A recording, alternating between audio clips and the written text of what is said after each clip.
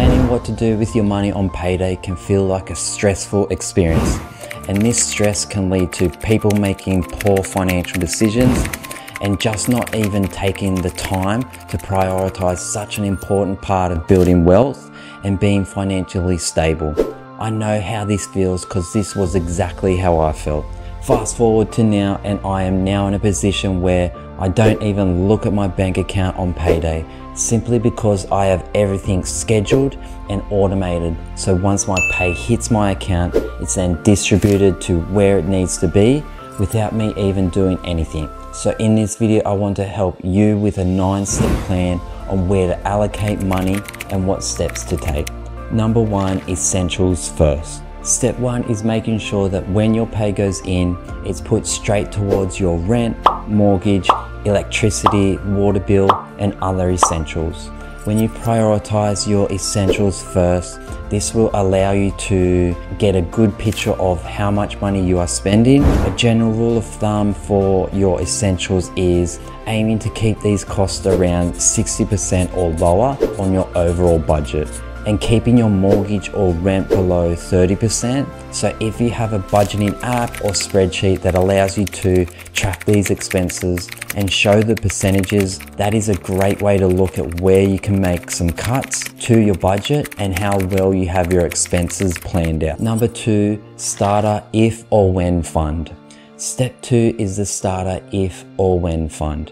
Now I've called it the if or when fund because this is for if or when you have an emergency. It's important to realize that emergencies do and will eventually happen at one stage of your life. So with this step, it is all about saving $1,000 or 1 month's worth of living expenses. So if your costs for the week are $500 in rent and $120 for food and essentials, all you do is add this amount up to $620 and then times that by 4 to give you the total monthly amount of $2,480. So having a starter if or when fund will give you a small cash buffer for any emergencies that might come your way while you take on the next step. And that is to allocate whatever money you have left after paying all your essential expenses to go towards paying off all your consumer debt. Now this is credit cards, car loans, and afterpay, so everything except your mortgage.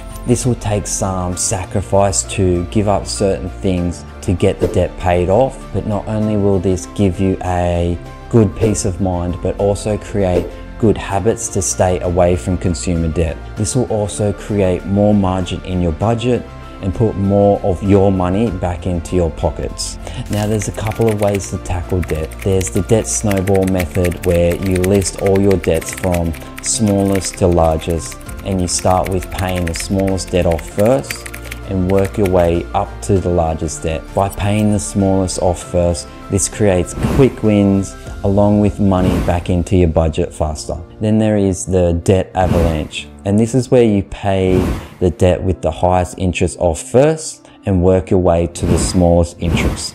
Personally, I really like the debt snowball as this is the way that I paid off all my debt, and I found it super easy and effective. Number 4, save for a deposit or guarantor to buy a house. When you finally pay off all your consumer debt and consciously make a decision to stay away from any type of consumer debt, that is the time to make a plan to save for a deposit for a home. So this step is for anyone who hasn't purchased a home yet. This might take some time, but will be worth it in the end. Number 5, save for a full if or when fund.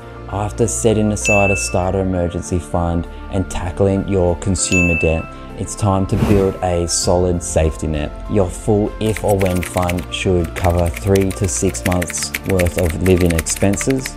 This ensures that you're well prepared for more significant financial setbacks, such as losing a job or facing unexpected medical bills. This fund should be easily accessible, but not so accessible that you're tempted to dip into it for non-emergencies. Number 6, pay off your house fast. For those who've taken the leap into home ownership, the next goal is to pay off your mortgage faster than the standard 30-year term. Extra payments directly to the principal can can shave years off your mortgage and save tens of thousands of dollars in interest. This step requires discipline and a bit of sacrifice, but leads to significant financial freedom and less stress in your life. Number 7, invest in tax advantage retirement accounts. Investing in retirement may seem far off, but the earlier you start, the more you benefit from compounding interest. Contribute to your superannuation if you live in Australia. Investing in super is the most effective way to generate a good portion of your retirement savings while paying no tax. But this depends on if you're over 60 years old. Lump sum withdrawals generally are tax-free. If you're under 60 years old, part of the withdrawal may be tax-free, but the taxable component is taxed at a maximum rate of 20% plus the Medicare levy. Income streams, the taxable component of the payment is added to your taxable income and taxed at your marginal tax rate with a 15% tax offset. Tax on death benefits. If the super is paid to dependents as defined by tax law, it's generally tax-free. If paid to non-dependents, it may be taxed. And if you live in the USA and you contribute to your 401k, especially if your employer offers a match, this is essentially free money. IRAs, both Roth and traditional, offer tax advantages that can significantly increase your retirement savings. The key is to start as soon as possible and consistently contribute. The tax on your super withdrawals depends on your age and whether the money is taken as a lump sum or an income stream. Number 8, automate payments. Automating your payments for bills, savings, and investments ensures that you never miss a payment and helps you stick to your financial plan. It removes the temptation to spend what you intend to save or invest and keeps you on track towards your financial goals. Number 9, give back, charity and donations. Once your finances are in order, consider giving back to your community or causes that matter to you. Charitable giving can provide a sense of fulfillment and purpose. Plus, many donations are tax deductible, offering financial benefits as well. Determine an amount or percentage of your income that you're comfortable with and make giving back a part of your financial plan. Number 10, build a legacy. Finally, think about the legacy you want to leave. This could involve creating a will, setting up trusts, or investing in life insurance policies to ensure your loved ones are taken care of. Consider also investing in educational funds for your children or grandchildren. Building a legacy is about more than just leaving wealth. It's about passing on values and lessons that can help the next generation succeed.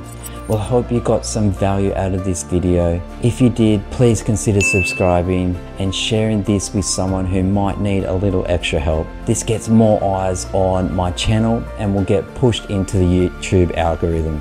Thanks for watching, and I'll see you on the next one. Peace.